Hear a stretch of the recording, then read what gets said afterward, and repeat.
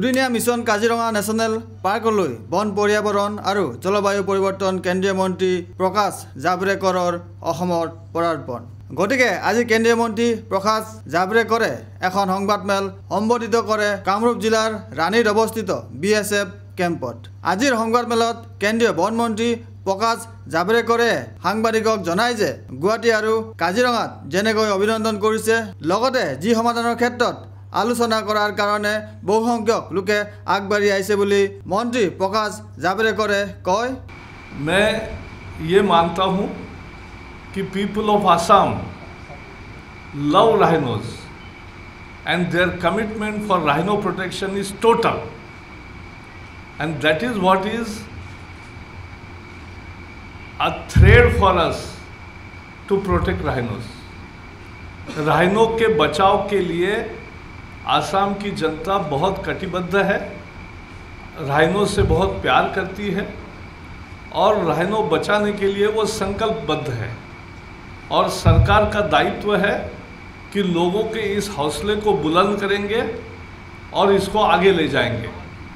केंद्रीय मंत्री कय जे এই বছর 24টা গড়ৰ হত্যা হয়, কিন্তু এই ঘৰ যাতে আৰু হত্যা নহয় বা চোৰাং চিকাৰীয়ে হত্যা কৰিব নোৱাৰে তথা গড়ৰ হত্যা যেন শূন্যলৈ আনিব পাৰে।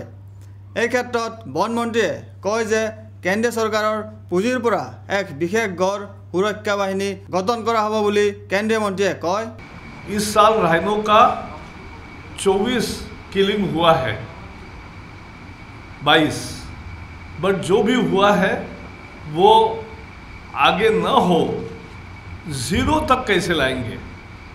We will have zero tolerance for rhino poaching और उसके लिए हम एक सेंट्रल गवर्नमेंट के फंड से एक स्पेशल राइनो प्रोटेक्शन फोर्स तैयार करेंगे।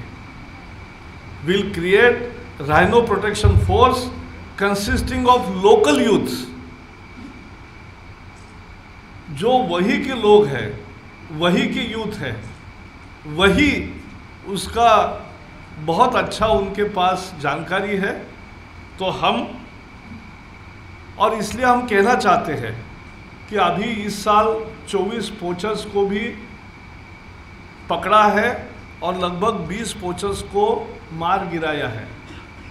पोचिंग के खिलाफ की ये कार्रवाई पुलिस के सहायता से जारी रहेगी और राज्य सरकार के मंत्री भी बैठे हैं, उनकी ज़्यादा जिम्मेवारी बनती है कि पोचिंग न हो, क्योंकि उनके पुलिस अधिकारियों ने मुझे कल मैंने रिव्यू लिया तब ये एहसास दिया कि हम ज़ीरो टॉलरेंस पे काम करेंगे। तो हम चाहते हैं कि राज्य सरकार भी एक्टिव हो और है तो और एक्टिव होके ये एंटी पोचिंग का पूरा काम करना चाहिए, पोचिंग ज़ीरो आना इसके लिए वो करे। क्योंकि हम मानते हैं कि विकास भी हो और पर्यावरण की रक्षा भी हो, ये साथ साथ होना चाहिए और इसलिए इको सेंसिटिव जोन के बारे